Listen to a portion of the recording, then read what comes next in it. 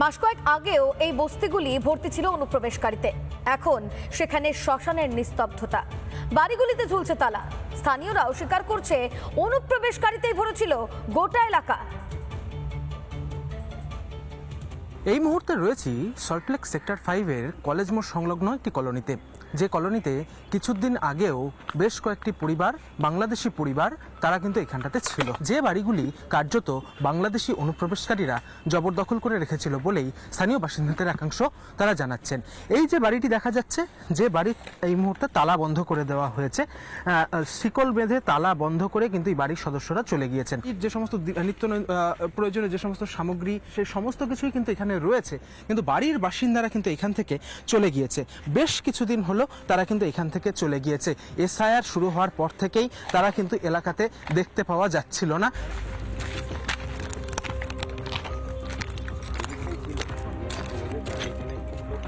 হিন্দুগড়ে একটা আছে, আমরা একটা আছি, আর এখানে একটা ছিল, ওনারা চলে গেছে। আর তাছাড়া যা ছিল সব বাংলাদেশি, ওনারা সব চলে গেছে। সবাই চলে গেছে কেন? কেন? ওই আগের বারে মিডিয়া এসেছিল। কোন ঘরগুলো একটুখানি দেখো। এখানে কতগুলি ঘর আছে বাংলাদেশের?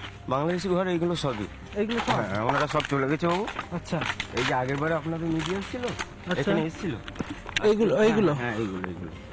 এখন বর্তমানে কেউ আছে বাংলাদেশে? না, এখন তো কেউ নেই, এরা সব ঘর দর ছেড়ে চলে গেছে। বহুত আছে, এ মাঠে ও মাঠে সব এই কাজ করে। কি কাজ করে? এই জন্য ওরার কাজ করে। আচ্ছা, এদের আধার কার্ড, ভোটার কার্ড কিছু কখনো দেখেছে? না, আমি এরকম কিছু দেখিনি বাবু। এসআইআর চালু হওয়ার পর থেকেই তারা কিন্তু এখান থেকে চলে গিয়েছে। তাদের কাছে থেকে এখানকার যারা অন্যান্য স্থানীয় মানুষজন, তারা কখনো তাদের কাছে কোনো বৈধ নথি দেখতে পায়নি, কোনো আধার কার্ড বা ভোটার কার্ড তাদের ছিল না, তারা দেখতে পায়নি বলেই তারা জানাচ্ছে। অপর একটি বাড়ি, যে বাড়িটিতেও কিন্তু তালা বন্ধ রয়েছে।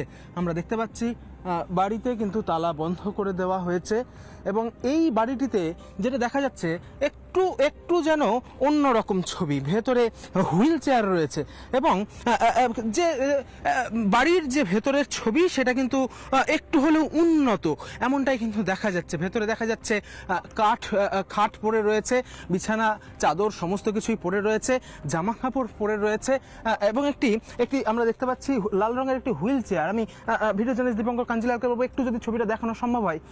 একটি হুইল চেয়ার, সেটি কিন্তু এখানে রয়েছে। বাড়ির ভেতরে কাউকে কিন্তু দেখতে পাওয়া যাচ্ছে না। আলো জ্বলছে, ঘরের ভেতরে আলো জ্বলছে, কিন্তু বাড়ির বাইরে থেকে তালা লক করে দেওয়া হয়েছে, তালা বন্ধ করে দেওয়া হয়েছে। কিন্তু কেন আলো জ্বলছে, এই প্রশ্নও কিন্তু এখন ক্রমশ জোরালো হচ্ছে। কারণ বাড়িতে যদি কেউ না থাকে দীর্ঘদিন থেকে, তাহলে কি আলো কেন জ্বলবে, এই প্রশ্ন কিন্তু উঠছে। এখানে কিন্তু রান্নার কড়াই, সেটিও কিন্তু এইখানটাতে রাখা হয়েছে। বাড়ির যে রান্নার কড়াই, সেই রান্নার কড়াই কিন্তু এখানটাতে রয়েছে। তাতে এখানে যে রান্না করা হতো সেটি কিন্তু একেবারে স্পষ্ট। জলের জগ থেকে শুরু করে উনুন, সেই উনুনে হাঁড়ি চাপানো রয়েছে, কড়াই চাপানো রয়েছে, এবং আমরা দেখতে পাচ্ছি একটি বাটি, সে বাটিতে জল রয়েছে। অর্থাৎ কিছুদিন আগেও যে এখানে স্থানীয় মানুষজন ছিল, এখানে যে বাসিন্দারা ছিল, তার কিন্তু প্রমাণ রয়েছে, কারণ এগুলো একেবারে জলজান্ত প্রমাণ এই বাড়িটির। কিন্তু এখন পর্যন্ত কিন্তু এই বাড়িটিতে কাউকেই দেখতে পাওয়া যাচ্ছে না। তারা কোথায় গেল? তারা কি এখান থেকে কোথাও গা ঢাকা দিল? সেই প্রশ্ন কিন্তু এখন উঠতে শুরু করেছে। স্বাভাবিকভাবেই সল্টলেকের মতন জায়গা, যেখানে একেবারে আইটি সেন্টার থেকে শুরু করে প্রচুর মানুষের প্রতিদিন এখানে যাতায়াত হয়, সেরকম একটি জায়গাতে দিনের পর দিন এখানে স্থানীয় মানুষজন, বাংলাদেশি অনুপ্রবেশকারীরা এখানে থেকে গেল, কোনো রকম বৈধ নথি ছাড়াই তারা এখানে থেকে গেল, পুলিশের কাছে কোনো রকম ইনপুট থাকলো না, সেটি নিয়ে কিন্তু বিস্তর প্রশ্ন উঠতে শুরু করেছে। ভিডিও জার্নালিস্ট দীপঙ্কর কাঞ্জিলালের সঙ্গে ইন্দ্রাশিস বাগচি, রিপাবলিক বাংলা, কলকাতা।